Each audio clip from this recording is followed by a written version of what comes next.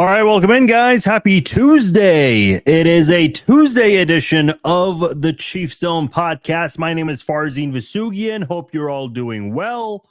Hope you all had a great victory Monday yesterday. Now moving on as the Chiefs get ready for the Raiders on Monday, Christmas Day. Happy Christmas. Merry Christmas to all of you. Happy holidays to all of you.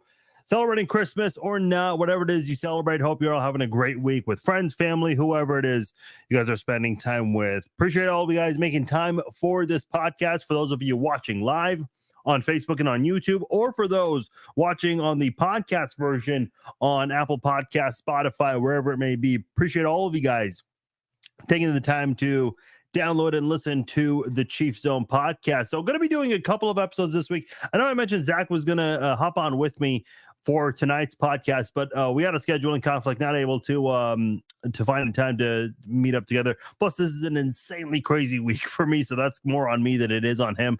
But I talked to him. He'll be on hopefully next week to do a podcast. Obviously, next week will be far less hectic than this week. That's why I'm doing this one earlier than usual. But that's for those who are watching and listening live. So here's what I want to do. We are not going to do a game preview on this podcast. We will save that for Thursday. The reason we're saving it for Thursday is because the Chiefs are playing on a Monday. So Wednesday is their day off. Wednesday is technically a Tuesday in the NFL clock world, if you guys know what I mean there. Whenever teams play on Sunday, here's how the schedule works. Monday is basically like a film study. Tuesday, they don't practice. Wednesday, Thursday and Friday is when they practice. That is when they implement the game plan and basically practice for that upcoming game.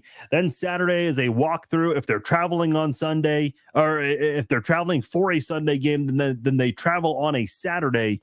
That's really how the NFL schedule works. So the Chiefs, the first injury report will come out on Thursday. So we're not going to have any media tomorrow. Did not have any media today.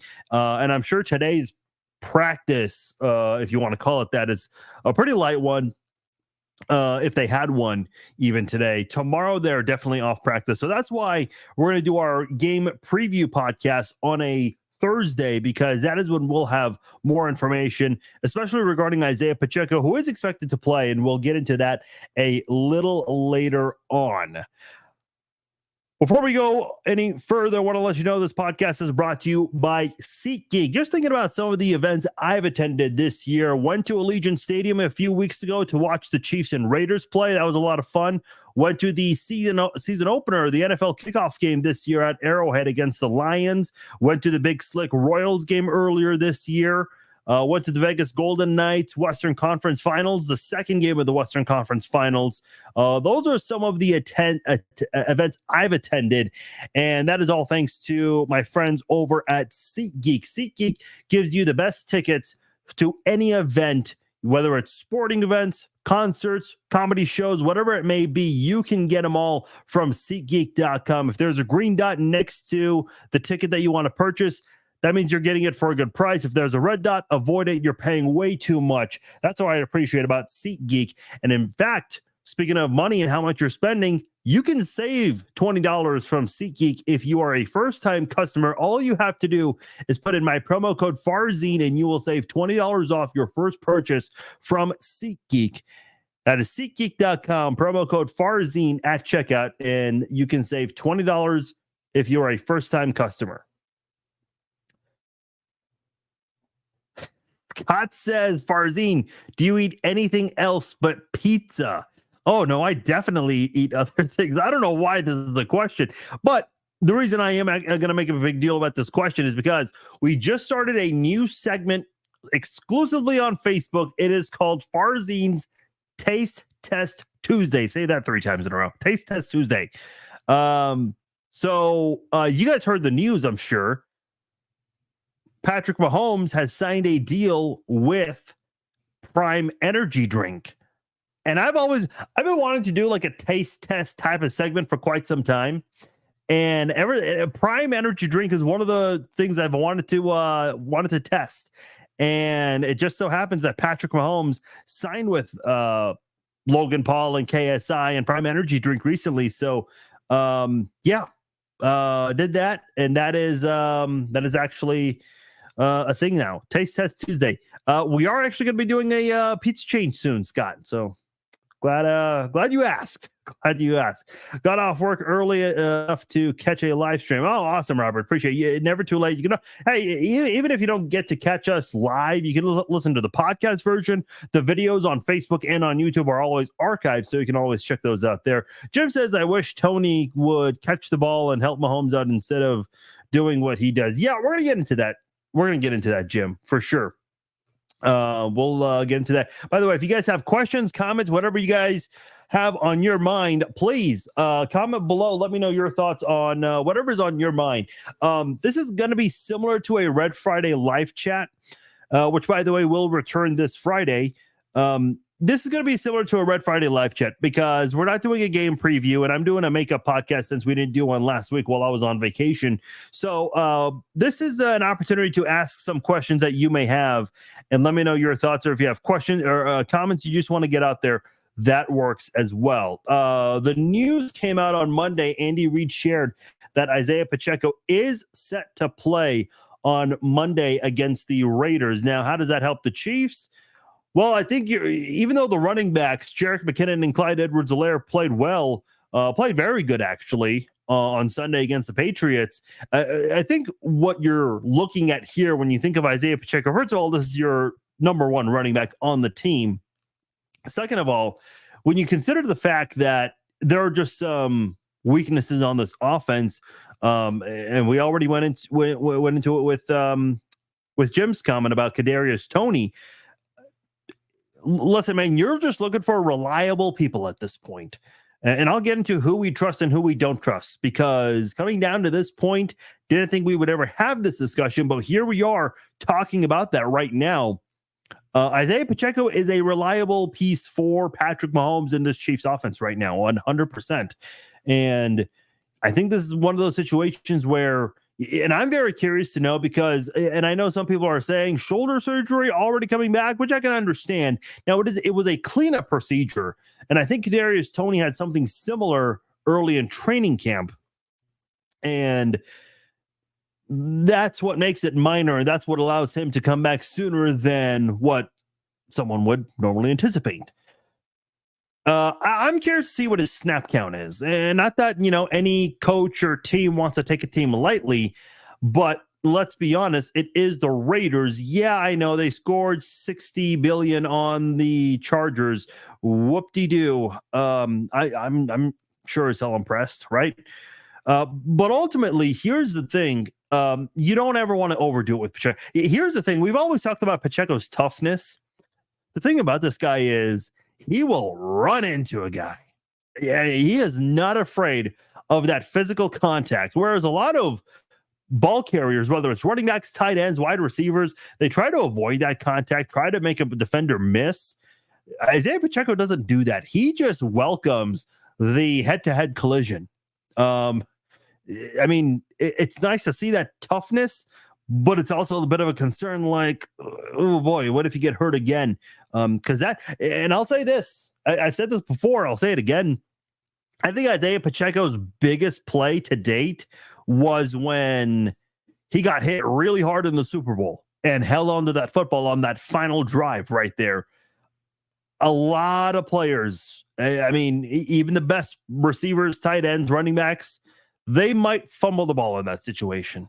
Think about it. Like, Isaiah Pacheco took probably one of the biggest hits. This is the thing with Tyreek Hill, who took a big hit in that Titans game on Monday night last week, where the Dolphins lost. And it kind of makes sense why Tyreek Hill runs out of bounds so much. Obviously, we're used to seeing that here in Kansas City. Because he's so small, he's going to lose a lot of those battles going, head to head against another defender because he's smaller than so many of the other defenders.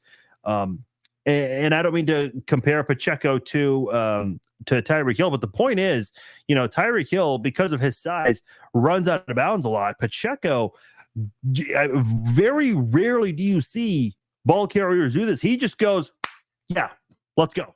Let's effing go. That's what Pacheco does whenever he sees a defender coming at him. He welcomes that.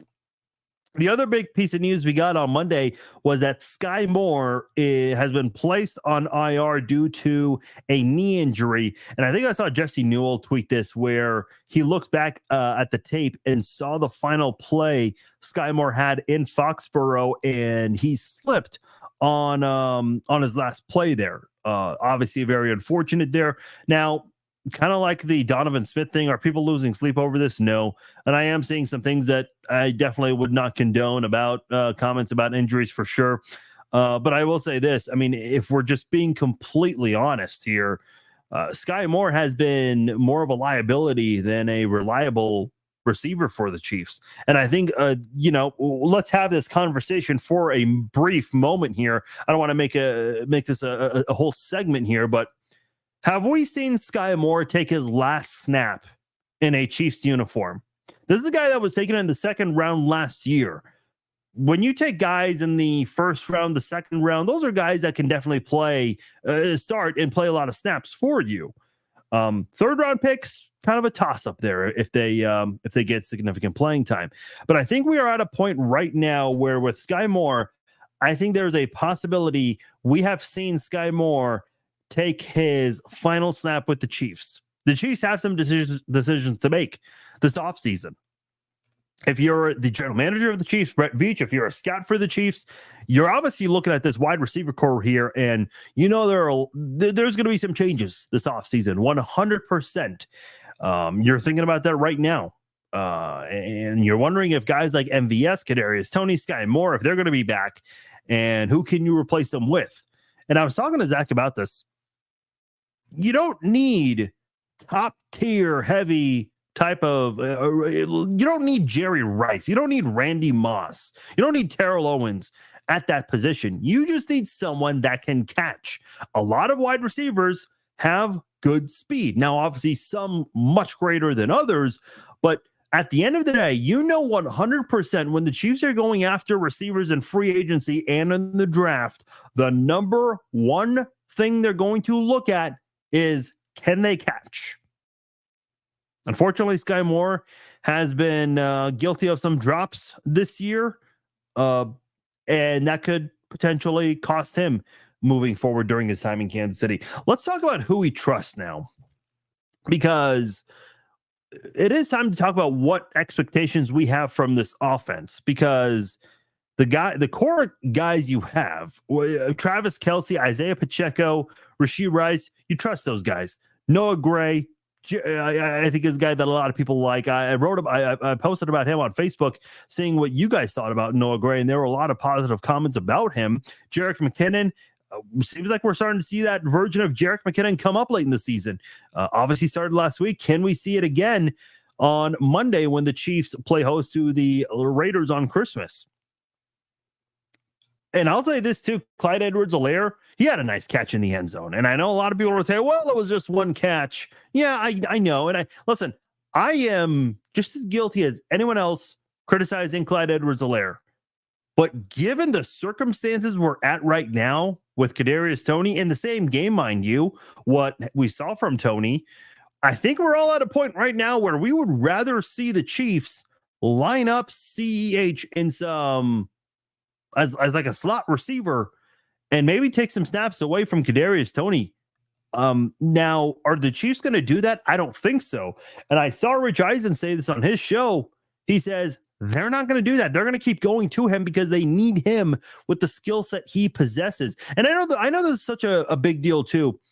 Let's just go back in Chiefs history a little bit. Not deep into the history books. We can go in recent history here. Remember Dexter McCluster, drafted in 2010? Everyone made such a big deal about his speed, and he got a lot of comparisons to a local guy here, Darren Sproles, who obviously played at Kansas State, went on to have a very good career in San Diego with the Chargers. And of course, everyone remembers that game, that wild card game where the Chargers pulled off a huge upset over the Colts, led by Peyton Manning at the time. And that was all because of Darren Sproles. And I'll say this right now, this is one of the very rare occasions where I was rooting for a division rival in a playoff game, all because of Darren Sproles. And, even if that guy wasn't a local kid, it's like, how can you not cheer for the guy? He's so small and so good at what he does. Dexter McCluster did get some Darren Sproles comparisons. Another guy that got compared to Darren Sproles coming out of college was DeAnthony Thomas. Now, when you look at Dexter McCluster, who only played one season under Andy Reid, when you look at DeAnthony Thomas, who had some opportunities with this team, including with Patrick Mahomes throwing the ball to him, those are two guys right there who have the skill sets you want. When you look at Tyreek Hill, again, obviously no one can compare to Tyreek Hill, but Kadarius Toney, he did draw some Tyreek Hill-like comparisons. I think when you look at Dexter McCluster and DeAnthony Thomas and the things that they're capable of doing with their feet when they have the football, you look at that and you kind of think of Tyreek Hill type of skill sets right there, where you can make a defender juke, the speed, the quickness, the agility, those kinds of things. So with Kadarius Toney, you're at a point now where, okay, he had a ball bounce off his hands for a pick six in week 1. He had a ball bounce off his hands that didn't go for a pick six, but came very close to a pick six. It essentially gifted the Patriots a very easy touchdown when their offense took over. Even the worst offense could have gone out there and got a touchdown drive out of that because of how close the defense brought them. Here's my thing, because we all know what Kadarius Toney's capable of, and I've seen some Chiefs fans remind everyone, and I did this in week 1 when he had that bad game. He had the biggest punt return in Super Bowl history. I'm very well aware of that moment. This is not Super Bowl 57. We're not here to talk about Super Bowl 58. The Chiefs are trying to hold on to the top spot in the division, which I think they will, and they're trying to compete for the number 1 seed. And I don't think they're going to get the number 1 seed. I think it is too far out of reach. We will go over the remaining games in a moment. But when you look at what Kadarius Toney has done for this team this year, he has hurt this team far more than helped. His only touchdown this year was against the Denver Broncos. And by the way, his second touchdown came against the Buffalo Bills, the one that got called back. And you know what? Here's my thing about that Buffalo Bills play. And I'm not here to talk about the lining up and the warnings and whatnot. We're past that. Here's why I bring that up. Because I think Kadarius Toney kind of got what he deserved on that play. How hard is it to score a touchdown in the NFL? Well, if you're a Chiefs wide receiver, it's pretty difficult to do this year. Scoring a touchdown is already difficult enough. So whenever you score a touchdown, you see these players celebrating, especially some of their choreographed celebrations, which is cool to see. I'm glad the NFL has allowed that more this year. But when you look at touchdowns in general, they're very difficult to do. Rashee Rice leads the team in touchdowns this year with 7. Travis Kelce second on the team with 5. Okay, now Rashee Rice, obviously a wide receiver. Travis Kelce, of course, a tight end. Next best, Jerick McKinnon. He's got 4 touchdowns on the year. He's a running back. These are touchdown catches, by the way. Just looking at touchdown catches. Now, who was 4th on the list? There's a tie between Justin Watson and Noah Gray for a pair of touchdowns each. After that, you have Kadarius Toney, Sky Moore, Blake Bell, Clyde Edwards-Helaire, Marquez Valdes-Scantling, and Isaiah Pacheco, each with 1 touchdown. You have 3 wide receivers on there, guys who get a lot of snaps, KT, Moore, and MVS. The 3 guys who were expected to be your top 3 wide receivers at the beginning of the season, they each have 1 touchdown on the year. When you look at Kadarius Toney's stat line, he has the same amount of catches as Sky Moore. Each have the same targets with 38. Now KT has 27.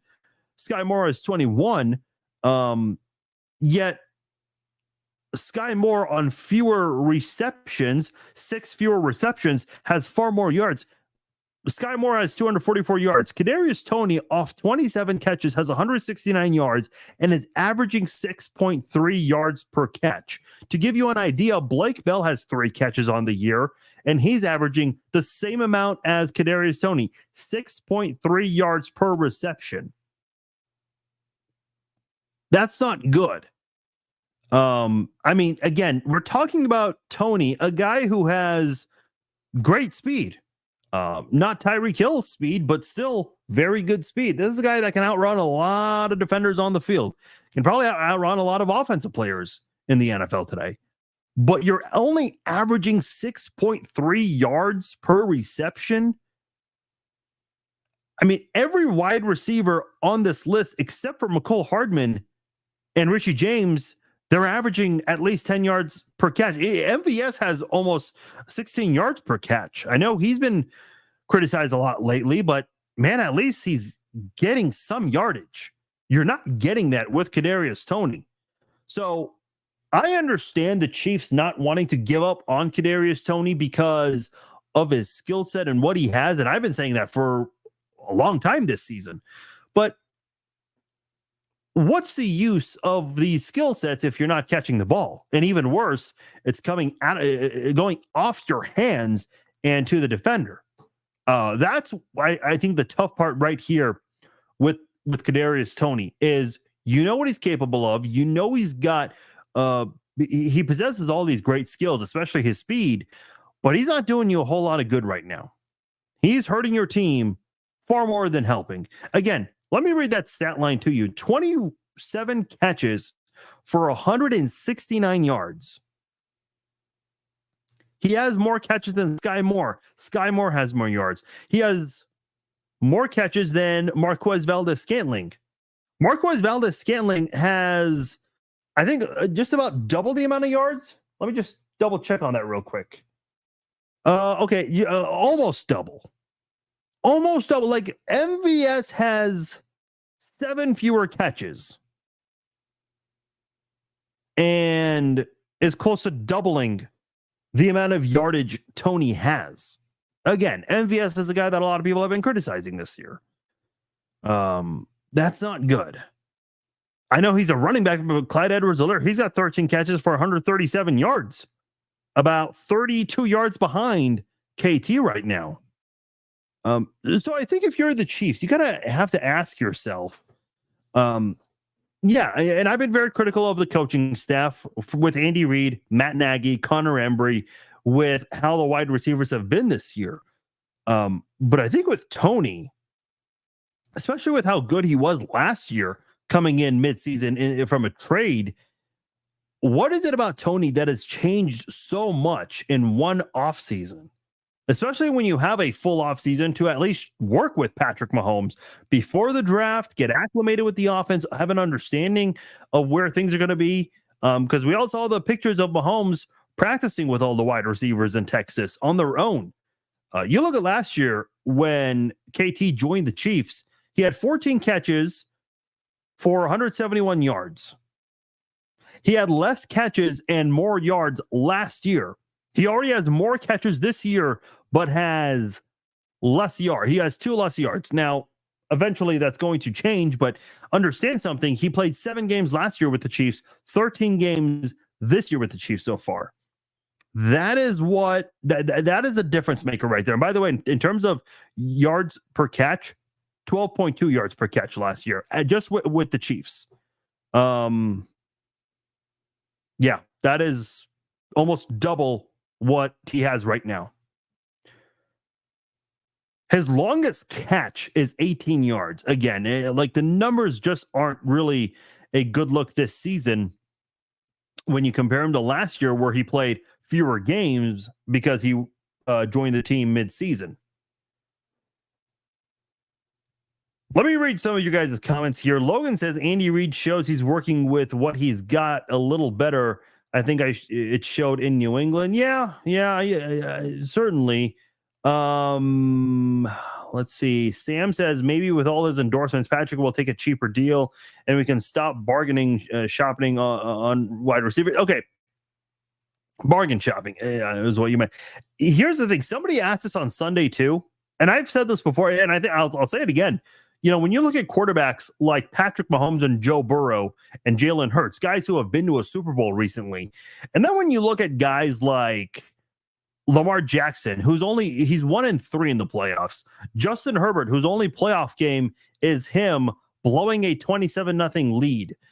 I mean, what is with these guys getting top 5, not just top 5 money? This is like an insane amount of money. And I go back to the running backs who were complaining during the preseason and training camp, wondering why aren't we getting what we're worth? And they're right, because you're paying these quarterbacks far more money than they truly deserve. Again, I don't care if you're Patrick Mahomes or if you're Lamar Jackson. I think we're seeing quarterbacks, all of them, being heavily overpaid right now.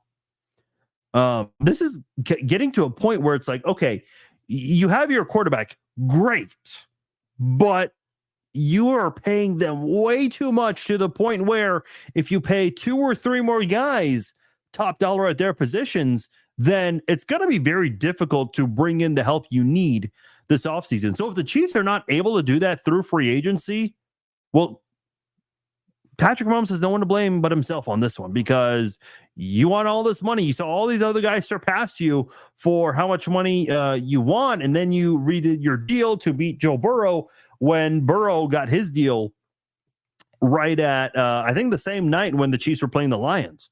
So to me, it's like you're getting all these sponsorships, and then you still want to be the top dog at your position money-wise. I don't get it. That's a really good question, Sam. Jim says Richie James does good on kick returns. I wish they used James more on offense. No, I agree with this. I would like to see the Chiefs use Richie James more. I think you saw a little bit of that in the game this past Sunday. Richie James, when you think about, by the way, the guys you don't trust, Blake Bell, I know it's just one play, but this late in the season, with all the issues you're having, you just can't afford for that to happen again. Blake Bell essentially giving up on a play against a rookie linebacker who got an interception. And then KT, MVS, you just don't trust those guys right now. Who are you hoping can step up? Justin Watson? Yeah, he's been your second best wide receiver this year, but he's also been guilty of a lot of drops. And listen, Rashee Rice has been your best wide receiver this year too, but he's had some fumbles that he's been dealing with this year. Richie James, we just kind of talked about him. He's got some good speed too, so maybe he can help out. Mecole Hardman, there's a chance that he can come back before the end of the regular season. Are you holding out hope that he can maybe revert back to how he played his first 2 years here in Kansas City? Justin Ross, I'm seeing a lot of people get all hyped up about Justin Ross. We've been hearing about Justin Ross for a couple of years now, and we have not seen that Justin Ross to be excited about. I know he was away due to a legal matter. That is now over with and put in the past. How much opportunity is Justin Ross going to get now? I don't know. And if he does get a lot of opportunities, which I suppose at this point, who's opposed, is he going to be the Justin Ross that we're all hoping he's going to be? Because I remember last year in OTAs, before he was out for the year with the injury, the Chiefs and their social media team put out a clip of him running a route without a defense, and people were all going crazy about it. I'm like, why? He's running a route with no defense present. I'm not really ready to be hyped for this guy. Yeah, sure. I know he's got the potential. I understand that. Even people outside of Kansas City know what this guy's capable of and understand why he was not drafted. But I will believe it when I see it. That is where I'm at with Justin Ross. And we haven't even come close to seeing it. In fact, in the Minnesota Vikings game, Justin Ross had a couple of drops in that one. So this has been an issue all across the board with the wide receivers, which is why I've been critical of the coaching staff. But yeah, we're hoping that those guys, Watson, James, Hardman, Ross, those guys, you're hoping one, maybe two of those guys can be your saving grace for the season this year. And I'll say this too, because watching DK Metcalf make a huge play in traffic last night, which we'll get into that game later against the Eagles. I mean, man, that was impressive. That was very impressive. By the way, when I was on vacation, I was watching the Ravens and Rams game. That was the same day the Chiefs played the Bills. And obviously, as a Chiefs fan, you're watching that with very strong interest because you're hoping the Rams can pull off the upset and help the Ravens fall a little bit in the standings. And I'm watching this game and I'm seeing two rookie receivers, Zay Flowers and Puka Nacua, who are making spectacular catches in this game. Now, don't get me wrong. I think the Chiefs are very happy with Rashee Rice.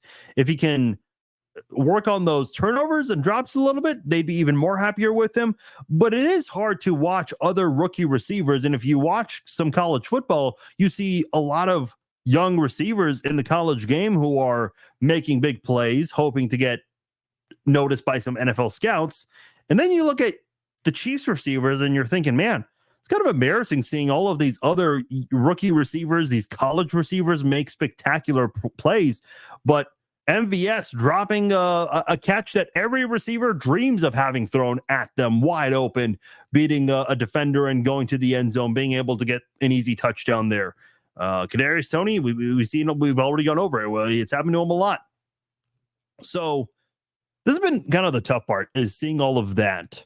And you're hoping the Chiefs running backs this year have been more reliable than not. Clyde Edwards-Helaire hasn't done anything to hurt this team. Has he been playing great? No, not at all.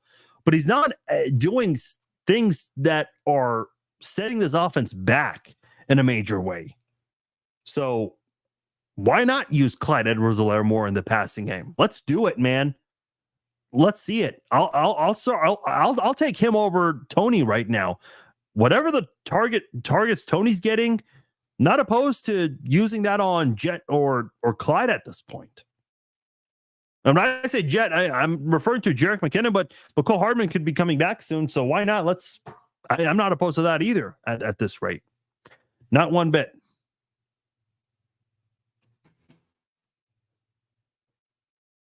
Well, you've been working hard all year and you have some extra money to spend, so you decided to treat yourself or a loved one to a new car for the holiday season, but you don't know where to go. I know where you should go. Cable Dahmer Cadillac in Kansas City. I purchased a brand new Cadillac from Cable Dahmer this year, and I love it. Go ask for Scott Toddy. My brother purchased a car from him last year, and this year I went to him to get my Cadillac. Scott is one of the best in the biz, professional, honest, knowledgeable, and will help you with your car buying needs, new or used, Cadillac or non-Cadillac. Scott is the guy to go to, but it doesn't end right there, because when you buy a new vehicle, especially a brand new Cadillac, there are so many bells and whistles that you need help being introduced to with these features that you have probably never had in a car before, such as Wi-Fi for your vehicle, OnStar, the technology package, Park Assist, Super Cruise, so many things. Well, Mike from Cable Dahmer Cadillac gave me a thorough rundown of everything I need to know. And by the time I left the dealership with my new Cadillac, I knew everything I needed to know about my new Cadillac XT6.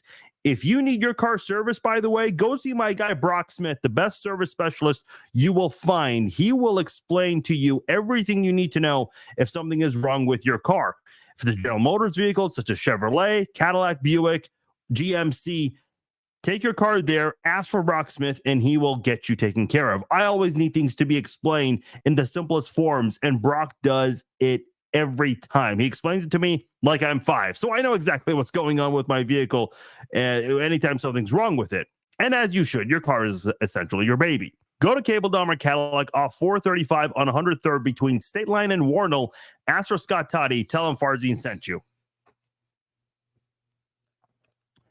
All right, I'm going to read some comments here. I know there's a lot here, so let's catch up on some of those right now. Robert says, do you think we stand a chance against the Ravens? I do. I think Lamar Jackson, we've seen this Ravens team struggle against some good defenses this year. And I think they would definitely have their issues against the Chiefs. Sam says Pacheco reminds me of a smaller Priest Holmes. See, I've never thought of it that way, but it's a good point. It's a good point. And then Sam's other comment, Sky, MVS, and Toney all need to go. Yeah, I think a lot of people do agree with that right there. Here's something I asked on Twitter. I haven't asked this on Facebook, but what if the Chiefs do change their wide receivers coach, who a lot of people, including me, think is the issue? And again, the reason why I think is the issue is because it's not just one or two receivers. It's the entire receiving core that is just dropping passes this year. So I'm kind of wondering if coaching is playing a role in this. I'm not sure. But I did put that out there. Though I don't think a lot of people want to see Tony come back. But says we think we have seen the last snap from Kadarius Toney. Jim says, I hope they cut MVS. Charlene says, I give him Sky Moore, I believe, a pass last season because he is a rookie. Oh, you're talking about Rashee Rice.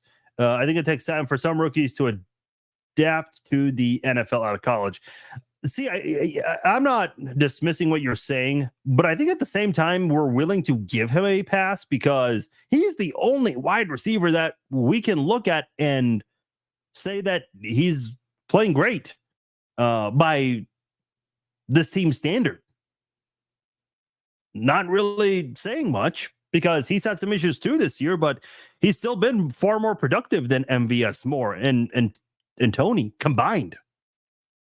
That's how bad it's been combined. We can't bargain shop at that position either. Enough is enough. Yeah, no, 100%. A lot of people talking about needing changes at the receiving position. Yeah, Clyde Edwards-Helaire had a great game. 101 yards of total offense from him. Good. That's good to see. Clyde showed up. All our receivers on that one play. Yeah, that's my thing, man. That's my thing is that catch right there. I thought about this earlier today because I watched the Chiefs snap for snap, just like almost all of you.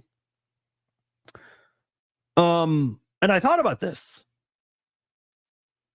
What's like the best catch from any Chiefs player this year? Now, I'm sure there's like one, maybe two, and I've kind of forgotten about it. Perhaps it's been overshadowed by all the bad play this year. But what like spectacular catch have you seen in a Chiefs game this year? Because I'm trying to think, and I truly cannot think of one. Like Clyde Edwards-Helaire in the end zone on Sunday against the Patriots, like that might be the one right there. And what's number two behind that? I don't really know. Not sure if there is one. Watson is keeper too. Yeah, and I think he's good for depth purposes, but when you compare him to the rest of the team, he's better than all the guys that you had high expectations from, like MVS Moore and Toney. Gwen says, when did Pacheco get injured after at a Packer or a few plays prior against the Packers? Yeah, that's a really good question. I don't know if it happened when he swung at the Packers player. I don't think that was when it happened. Maybe it did. I don't know. But yeah, I'm not 100% sure. Bud says he trusts Rice, Gray, Kelsey, McKinnon, and Bell. Okay. Tyler says Patrick Mahomes does not trust Toney. I think the Chiefs should have him on punt returns or in the backfield in the like the 49ers do with Deebo Samuel. Yeah, I saw Mitchell Schwartz put out that suggestion about just handing the ball off to him, but hopefully he doesn't fumble. Good. Again, as far as having him on punt returns, I'm not opposed to that at all. We haven't seen Toney do a lot on special teams, but when he has been there, he's definitely made play. By the way, like I know the way a punt returner receives a ball and the way a wide receiver receives a ball different, but you know, whenever a punt's going to a punt returner, if Kadarius Toney is there, I'm going to be shielding my eyes like in fear, like one of those like you can't watch type of things. Noah Gray has better hands than Blake Bell. I agree with this. And I think Noah Gray has become a more viable option at tight end too. I remember when they drafted Noah Gray, I was not very excited about this. Some Chiefs fans were, and I really didn't see much in Noah Gray. These last 2 years, I think Noah Gray has really showed something. And I know, I think we miss Jody Fortson compared to what's going on right now. I've always liked Jody Fortson. I think Jody Fortson, you know, being so low on the depth chart, has done a lot on few opportunities. I don't know how much of a difference he would make right now with this team, given the struggles on offense, but I certainly would wish that he was around. I'll take him over Blake Bell for sure. And I like Blake Bell too, by the way. I think, you know, you can do some creative things with him. not just the tight end sneak, but other things. And then look, it would not surprise me if the Chiefs brought back the tight end sneak. I think the Chiefs made it very obvious for quite some time. We saw it get stuffed in the preseason game against the Saints, but would not shock me one bit if the Chiefs do bring back the tight end sneak and do the tush push. By the way, this tush push, I know a lot of people have been attempting it. I know the Minnesota Vikings had 2 horrific attempts against the Bengals. I know earlier this year, the Chiefs attempted an awful tush push against the Broncos where they were lined up in field goal formation, and then they lined up in QB sneak formation. And it's like you have Harrison Butker just chilling back there, and then you have Tommy Townsend as one of the 2 guys trying to push the quarterback. It's like, I don't know if I want my punter to be the tush pusher, okay? But if you have, let me just say this. Take Mahomes off the field for a tush push, okay? Who do you have on the field? You probably have Kelsey, Bell, Gray, maybe Pacheco from the backfield. I would love to see the Chiefs attempt a tush push with that unit right there. You have Creed Humphrey and 2 phenomenal interior offensive guards in Trey Smith and Joe Thuney. You can do it 100%. Do I think the Chiefs will do it as often as the Eagles? I don't know, but I'm surprised we have not seen that attempt. Maybe Andy Reid's saving that for the postseason. I don't know. I'm just throwing that out there. Charlene says, am I the only one who holds their breath during punt return? Yeah, I kind of just said that. Yeah. But that was more with Kadarius Toney. Here's a weird thing too about muff punts. Like, if a punter has a really bad punt, but if the ball is going in the center of the field, that can kind of go your way sometimes. Like if the ball just bounces the way you need it to bounce, and if it just hits one of the members of the return team, boom, just like that, it's a live ball. So oddly, like whenever you see a bad punt, sometimes it can really go your way, depending, where the ball is going. Hands and ability to get yak yards are very important factors. Yeah, I would say that. Let's see. Sheila just put the letters KT and a bunch of axe emojis. Mo says, do you think the Chiefs give themselves a mini bye by resting the starters against the Chargers? No, I don't think so. Unless, win or lose, their standing will not change. Yes, that I see. Andy Reid's done that a few times, actually. But I think you're still going to have an opportunity to either fight for or defend the 2 seed. And I'll get into that shortly because I think that is very important. Charlene says that might have gone to some of their heads and came into the season not focused. Oh, you're referring to the Super Bowl win. Yeah, I think that's part of it. When that dude came last year, you're referring to Tony. I was super excited for what was to come. After being here this year, I understand why the Giants booted him. Yeah, and even when he got traded, like Kadarius Toney got into it with Giants fans the moment the trade happened. And still, and by the way, it's funny, Giants fans, like for Giants, it's kind of like how all these teams that hate the Chiefs, like Raiders, Broncos, Chargers, Bengals, Bills, like whenever they see the Chiefs lose, that is their Super Bowl because they're not going to win a Super Bowl. Whenever Kadarius Toney struggles, that is the Super Bowl for New York Giants fans this year, which I find really funny because their team sucks this year and they overpaid Daniel Jones. So congratulations. Let's see here. Trace says, here's a good question. Percent-wise, break down where we lose a majority of our games. I think you're asking like pie chart wise what costs us to lose games. I mean, I would say 75% of it, 75 to 80% of it is drops, not holding onto the ball. The drop against the Eagles from MVS, the Kadarius Toney and his hands, ball going off his hands for a pick six in the Lions game, and then not pulling away with the catch later in the game in the fourth quarter. Same with Sky Moore, who had a chance even on that 4th and 25 play. had a chance there.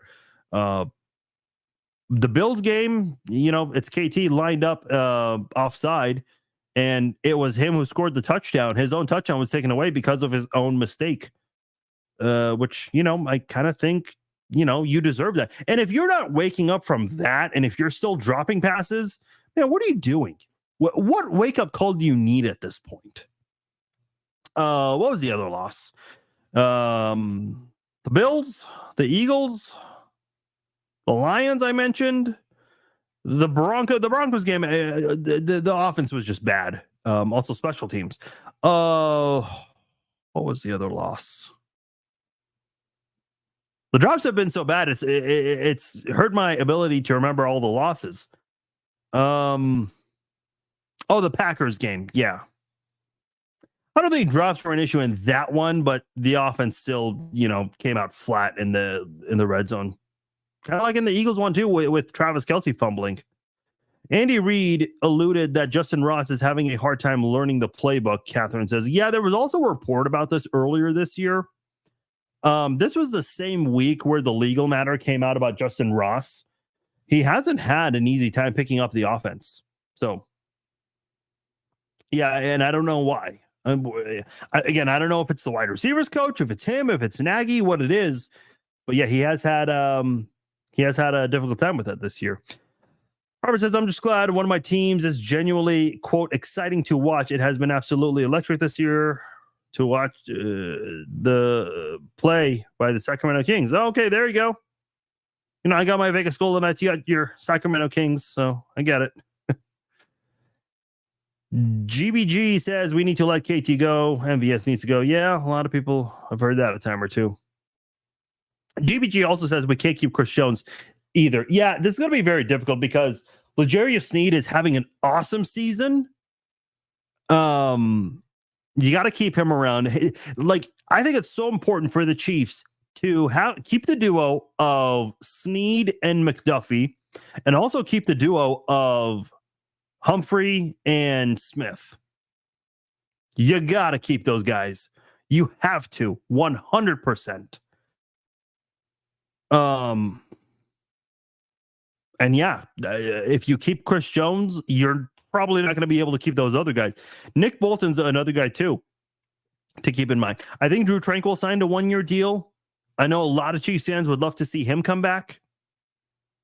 I love Chris Jones, man. I really, really do. And he did that interview on Sunday Night Football, the pregame show. And he said, he's like, realistically, this might be my last year. And I think Chris Jones is speaking from a business side of things where it's like, listen, yeah, you want the money you want, great. But if you do that, you hurt your chances of keeping all these other guys. And the Chiefs really need those other guys.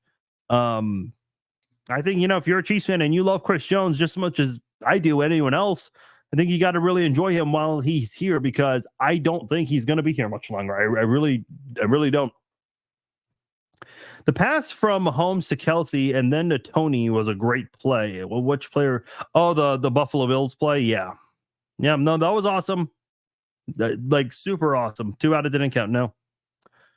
McKinnon is intentionally being underused. Mark my words on this. Reed is playing games. I don't know, man. I've seen some people say this. I hope not.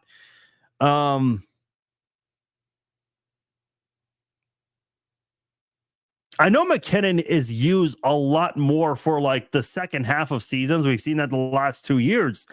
But he's been guilty of some drops too. I don't know, man. I mean, I guess like Sunday was his nice day where he didn't necessarily throw the pass, but he did have a touchdown pass, statistically speaking, and he also had a touchdown catch of his own. So is touchdown McKinnon back now? Because we remember what he did last year when he just absolutely went off. He even finished the season with more catches than Tyreek Hill, touchdown catches than Tyreek Hill, that is. I have noticed Mahomes is not running for extra yards anymore. He used to be more mobile. Is that maybe a new offensive coaching style between Bieniemy and Nagy? Yeah, that could be part of it. It's possible Nagy maybe stresses that a little more to Mahomes. And I think part of it too is, look, I mean, if you don't need to run extra, don't do it. I think that may be part of it as well. with the with that situation, because you obviously don't want to get hurt, especially with the bad luck this year with quarterbacks. It's a very long list. If I had to tell you the list off the top of my head, I am for sure going to miss it. I mean, even guys like CJ Stroud, who's been playing great lately, didn't play this past week. Texans still got the win, but man, you're just seeing this has been a bad year for injuries, specifically the quarterback position. My wife and I noticed that as well. He seems kind of out of shape this year when he does run he majority out of breath. My wife says him and Kelsey got beer bellies and no running skills cardio. Yeah, that's pretty bad. I frequently thought maybe we are playing down and hiding our true self. Yeah, see, some people say that, but I don't know, man. I'm not 100% sure on that kind of thing. People believe in that stuff though. I do believe in not revealing your entire playbook. And listen, unless you snap the ball every single second of a game, which is obviously impossible, it's still impossible to reveal your entire playbook, your entire game plan. Football playbooks are thicker than I think some people realize. Ty says, I blame the general manager Brett Veach for not getting number 15 better wide receivers. It's like give number 15 a Corvette with no tire. Listen, I don't think it was for a lack of effort though. You look at what they tried to do with the whole Chris Jones situation. If they could have came to an agreement on time, it would have allowed them to get DeAndre Hopkins. DeAndre Hopkins was waiting for a very long time. He waited, I think, right up until training camp started for the Chiefs, like 2 or 3 days before. So I don't think it was for lack of effort, Ty. I think they definitely tried to attempt some things, but the Chris Jones situation prevented them from doing what they needed to do. What's up, Christopher? I see you. Yeah, I agree. Tranquil is a guy they definitely need to keep. Keeping him and Nick Bolton, they've been great this year. And I know Tranquil's been hurt at times, Bolton's been hurt at times, but whenever they've been on the field, especially together, both of the active, that is, you see a lot of good things with this defense. You really, really do. Christopher's asking, what's this I hear about converting CEH into a wide receiver? I think that's just talk from fans online.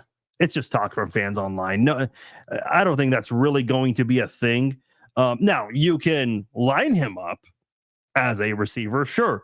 I've seen Travis Kelce line up a lot in places you would normally see wide receivers. So, that to me is probably something you might see, hopefully. I mean, the thing is with Clyde Edwards-Helaire, he had such a big game, and on the same day with Kadarius Toney committing his issues, it's like, man, yeah, you can see why CEH is gaining favor. I never thought we'd be talking about that this year. CEH gaining favor this year from fans. Charlene says, still slightly salty. Chris Jones attended the Lions game with his agents. Yeah. And I know for people who are like, oh, he wanted to see the banner.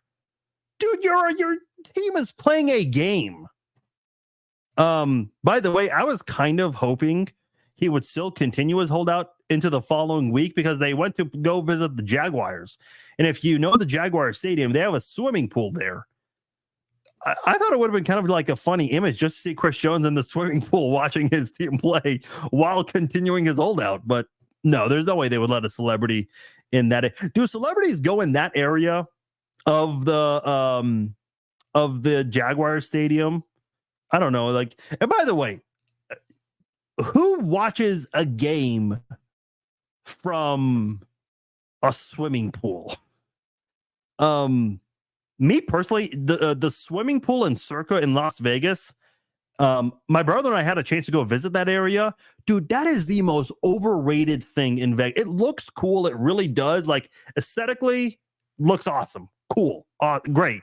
I do wish it was closer to the Vegas Strip, but I know Circa and the owner, Derek Stevens, he has another property there as well. I think he has more than two. I don't know, but I know Circa, their social media team posts a lot of pictures from Circa, and you can see the Vegas Strip in the background. So I think they like that part of it as well, because they are now the biggest thing downtown in Vegas, Fremont.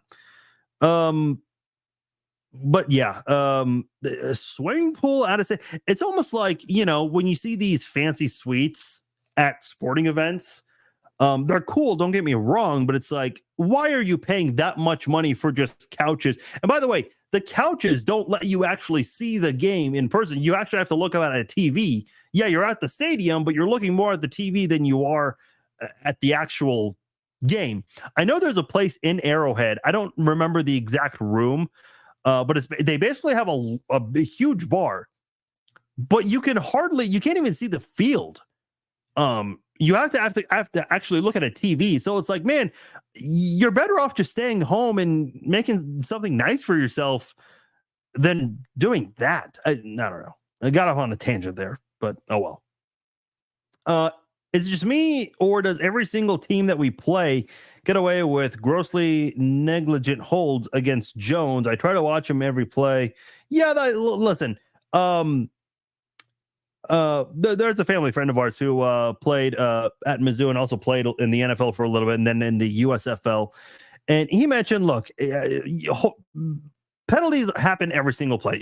You can call an offside more often than referees usually do. Holding, same thing. I think you guys have heard this for a very long time. Holding happens on every play, but it doesn't always get called. Now, there are some very egregious holding calls that do get missed. I think that's what you're referring to, Robert.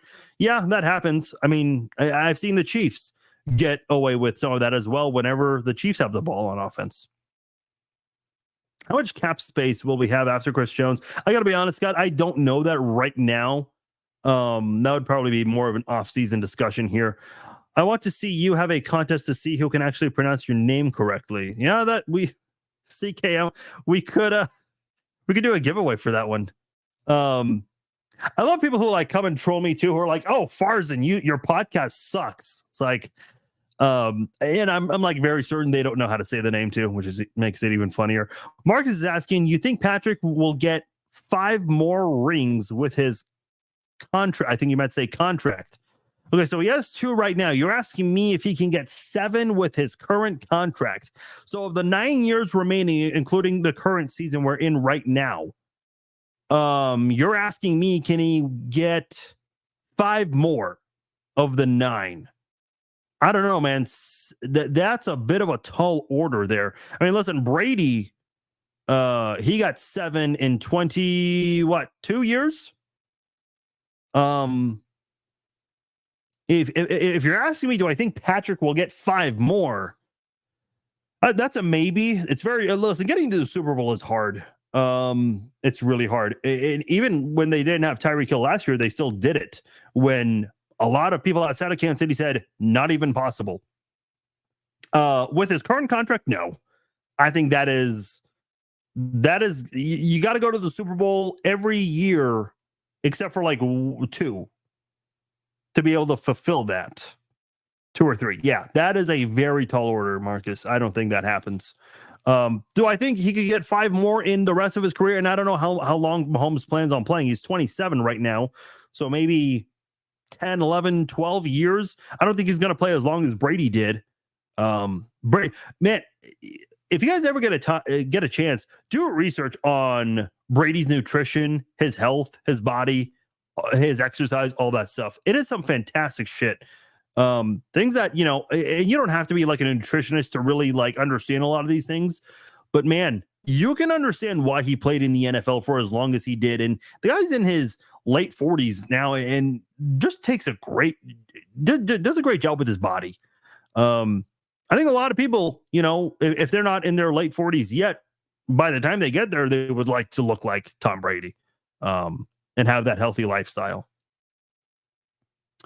Gwen says, gotta love Leo Chanel and George Karlaftis. Yeah, Leo Chanel has been awesome this year. He really has. I think he had a big play against the Patriots too, where Nick Bolton was lined up against, and I can't remember who it was, one of the wide receivers. And I'm like, whoa, this is a bad formation to be in. This could be trouble. And fortunately, Bailey Zappi's pass was deflected by Leo Chanel. I'd love to see more opportunities for. I don't know if Leo Chanel and the Chiefs would ever consider switching him to a pass rusher, and like as an outside, not as outside linebacker, defensive end, because I think he could excel in that role rather than an outside linebacker spot. I think he could seriously do that, if he was to do that more often, like he would be very good at it. Yeah, our entire linebacker corp is very good. Brent says, I don't understand why we keep rotating different receivers in for different plays. Mahomes can't get in a rhythm with anyone.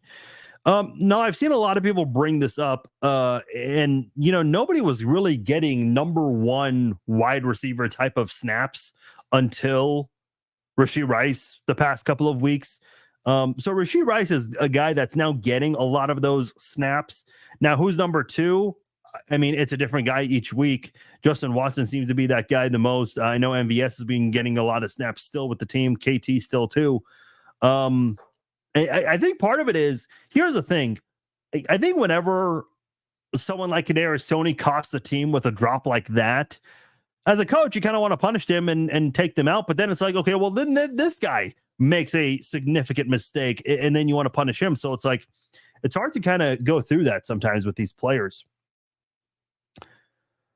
Need to cut both tackles to save cap space. I mean, you're not going to cut Donovan Smith because he's signed a 1-year deal. So, and I think people are very happy with Wanya Morris for sure. Jawan Taylor, boy, that is a very difficult one to do. He would have to agree to restructure. I know a lot of people say, well, you could restructure Jawan Taylor's deal. Yeah, if he agrees to it. That's easier said than done. Who knows how much longer we will have Travis Kelce, maybe 2. Yeah, I think if the Chiefs do win the Super Bowl this year, I can see him riding off into the sunset with Taylor, and they can make babies, get married, have a very happy life. But if the Chiefs don't win a Super Bowl this year, I can see Kelce wanting to come back for one more year to try to right the wrong from this season.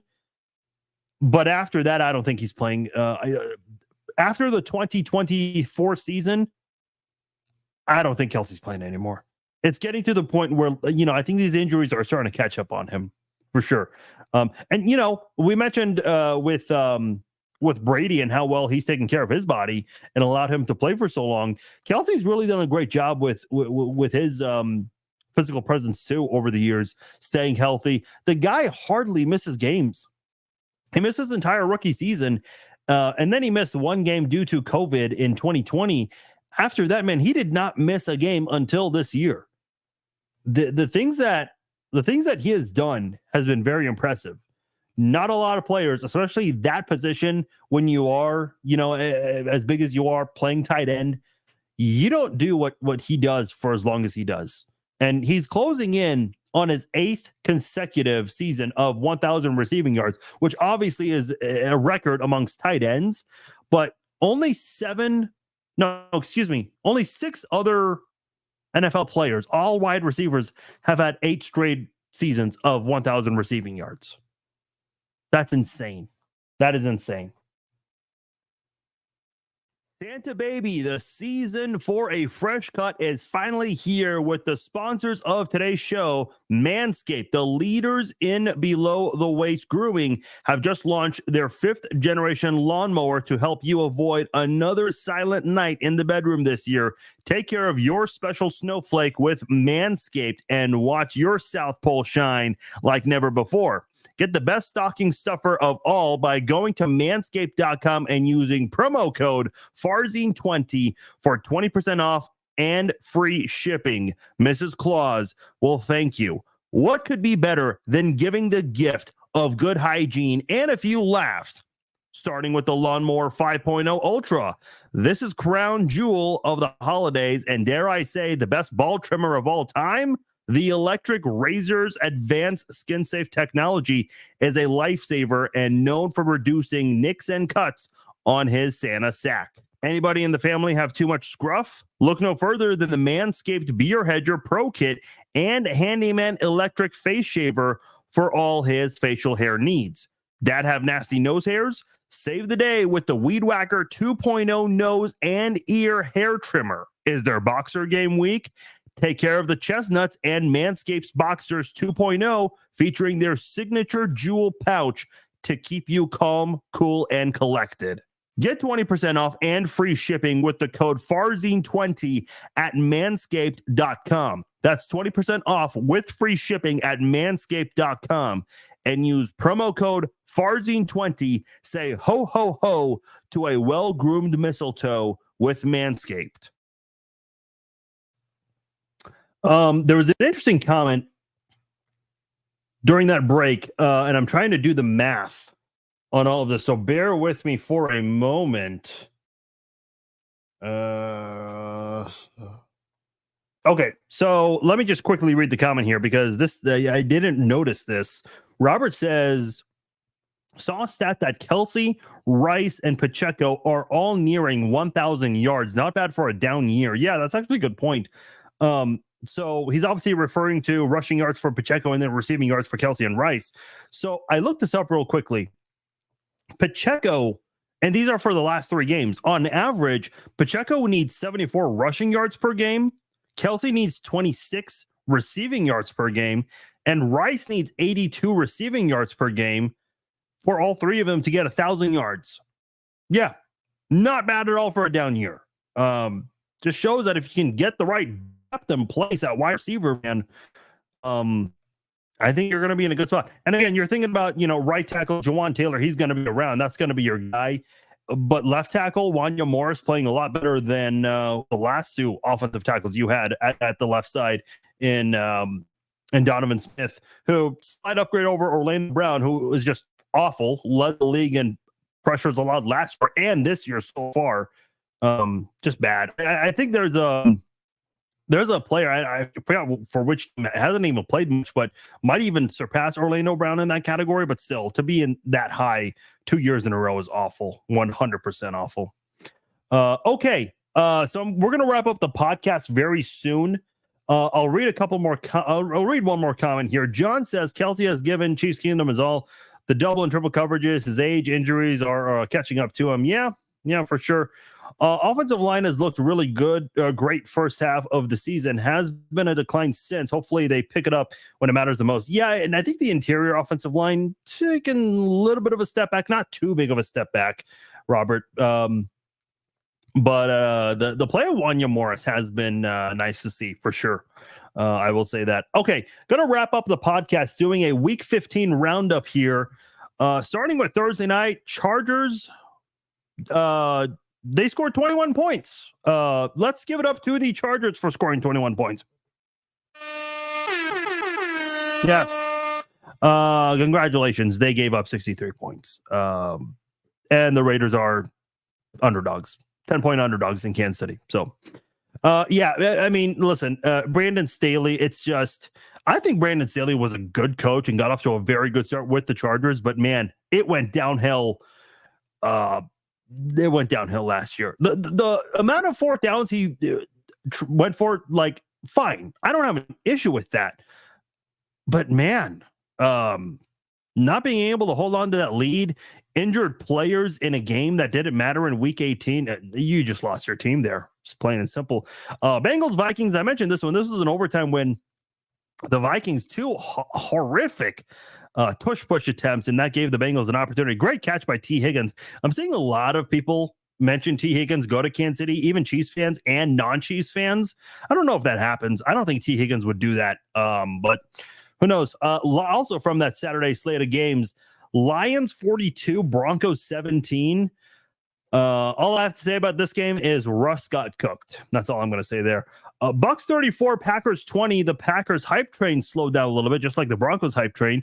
And I'll say this, man. I think Baker Mayfield, he's having a really good comeback season. I think he's getting some vindication for how the Browns treated him and how they just, handled that whole situation. So I've always liked Baker Mayfield. I've always liked him. I've never understood the hate for the guy. So I'm really happy to see him thrive and succeed. And I know Tampa Bay hasn't had a great season, but they do have a chance. And I think this is an opportunity for Baker Mayfield to really prove a lot of people wrong again, getting into the playoffs. Texans 19, Titans 16 in overtime. I mentioned this one, the Texans doing it without CJ Stroud, which is good because they are in a very crowded wild card spot in the AFC. Rams 28, Commanders 20. I'll say this right now, man. I've always liked the Rams. I know they've been dealing with some injuries last year and also a little bit earlier this year, but they're coming together at the right time. And the NFC is not, I mean, the NFC is just not that good this year. So the Rams do have a chance. By the way, I think you know who your 4 division winners are. The NFC East, it's a toss-up between the Cowboys and Eagles right now. Probably going to be the Cowboys, but whoever is going to have that number 5 seed, probably the Eagles. It's not even going to be competition. The Eagles are going to, there's a big gap between 5 and 6. So it's those last 2 6 and 7 spots that are up for grabs. I would bet money that the Bucks would get one of them and the Rams get the other. The Bucks are kind of in a weird spot with the division. So maybe they end up winning that division. I don't know, but I think the Rams for sure can get in one of those spots. Bills 31, Cowboys 10. Listen, I know people are on the Cowboys case now because they were playing so well and Dak was in the MVP conversation and now they're kicking the Cowboys while they're down. I still think the Cowboys are a team to be afraid of. I really, really do. Listen, the Eagles have lost 3 in a row and have not scored more than 20 points in either of those 3 games that they've lost. So you look at that. By the way, all the Chiefs' offensive woes, look at the Eagles who beat the Chiefs. They've had offensive issues of their own this month when the playoff race is heating up. So a lot of teams have issues right now. We've gone over this before. Bills, they're starting to catch up a bit. They're getting there. Seahawks 20, Eagles 17. We kind of just went over this. Boy, Drew Lock, Kansas City guy, Mizzou guy, down the field on that game-winning drive. What a drive, man. Like, you talk about a backup quarterback, even though it was at home, you doing it against the reigning NFC championship, reigning NFC champions. Nuts and guts, man. Big ups to Drew Lock because that was awesome. I hope Nick Wright puts him on the top of the Mahomes Mountain because he deserves that for this week. 100%. Week 16 preview will start Thursday night. Saints at Rams. Saints have been very inconsistent after starting well the first couple of weeks. Rams have been picking it up lately. Give me the Rams on this one, and I don't think it'll be close. Rams offense has been playing great lately. Saturday game, Bengals at the Steelers. So I think this is Browning's only loss as a starter against the Steelers, and he's played much better since then. So I'm very curious how this one goes on Saturday. This will be a nationally televised game. By the way, the other Saturday game is going to be exclusively on Peacock. So if you don't see the game, that's why. Lions at Vikings. Vikings have been up and down lately. They really have. And then the Lions, they're still the team to beat in that division, but I'm very curious to see how the Vikings respond in this one. I'm very curious to see how they do. Browns at the Texans. Man, the Cleveland Browns, they lose Deshaun Watson, and you think they're going to fall apart. They're finding ways to win football games, and you have Joe Flacco now that's helping out this team. Really crazy to see, but the Browns are this weird team. They might be the dark horse team going into the playoffs. I don't know. But when everyone least expects it, they're winning games. So if you're a betting person, put money down on the Browns. Why not? Cowboys at the Dolphins. Okay, so the Dolphins have yet to beat a team with a winning record. Meanwhile, the Cowboys are coming off an embarrassing game against the Bills where they just got dog walked by Buffalo. And I want to know how they're going to respond. So there's a lot happening here. The Cowboys need to find a way to respond, and the Dolphins need to prove that they can beat a team with a winning record. This is a toss-up one, man. I don't know who's going to win this one.